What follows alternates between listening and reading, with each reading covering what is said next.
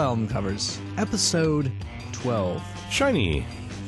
What's our first album up today? Looks like the soundtrack to the Bob Raffleson, Jack Nicholson produced Monkees movie and career suicide, Head. Also featured Frank Zappa in the movie. And just an FYI for people who are collecting FYIs today. And the greatest of Victor Mature as well. I had no idea.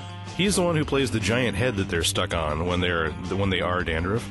Oh. It is also, for that matter, an endless loop of a story, a never-ending story, if you will. Like, it starts and stops at exactly the same point. Well. An awful lot of it is fucking terrible, but there are parts that I love. And the songs themselves are pretty solid. Whatever that song is, Sing Pretty for Daddy or whatever, that's a Harry Nilsson song. That's awesome. And the Porpoise song, that's like... That was a hit. You know, I was really thinking I was going to have a lot more... Well, actually, I do have a lot to say about Head, but it has very little to do with the cover.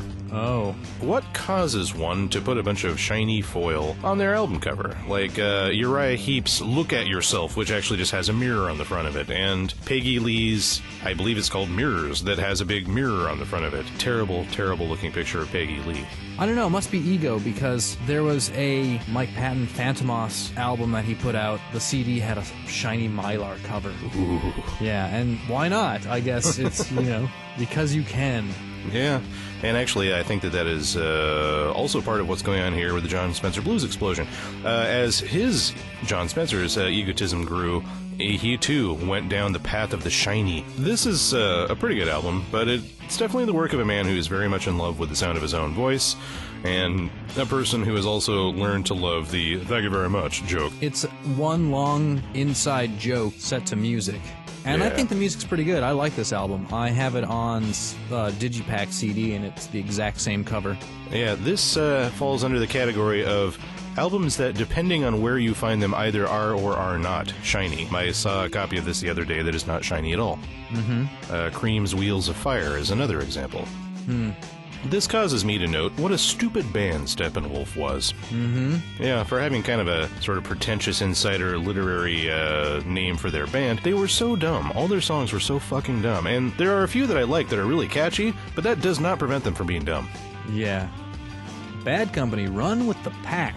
Yeah, again, going down the literal path, as I believe you noted. I don't know if people watching this can see the cover that well, but it's a wolf, and it's feeding her cubs, and one of the cubs is a little human baby, meaning that the baby's gonna grow up one day to an adult and find that it lives with wolves. I assumed that there'd be nothing like that involved here, because Bad Company was also not just stupid, but boring.